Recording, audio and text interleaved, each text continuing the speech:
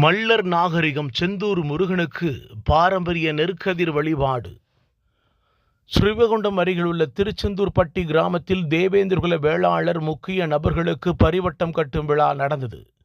அதற்கு பிறகு அங்கிருந்து திருச்செந்தூருக்கு சென்று உச்சிமா காளியம்மன் கோவிலில் வழிபாடு நடைபெற்றது. அதற்கு பிறகு திருச்செந்தூரில் சுப்பிரமணிய சுவாமி திருக்கோவில் மேலவாசல் வழியாக அவருக்கு நெற்கதிகள் படைக்கப்பட்டு வழிபாடு நடத்தப்பட்டது. திருச்செந்தூர்பட்டி கிராமத்தில் இருந்து நெற்கதிர்கள் கட்டாக கட்டி வழிபாடு நடத்தப்பட்டு அவற்றை திருச்செந்தூர்பட்டி கிராமத்திலிருந்து திருச்செந்தூர் சுப்பிரமணிய சுவாமிக்கு படைப்பதற்காக ஐரவன்பட்டி தொழிலதிபர் MG முருகேசபாண்டியன் தலைமையில் நெற்கதிர் கொண்ட பெரிய கட்டை சுப்பிரமணிய சுவாமிக்கு படைக்கப்படும் விழாவானது நடந்தது.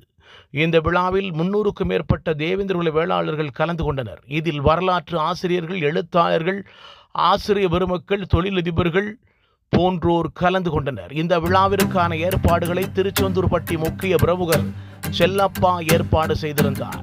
தேவேந்திரகுல வேளாளர் மண்ணுரிமை சார்ந்த விழா மிகவும் கோலாகலமாக நடைபெற்றது.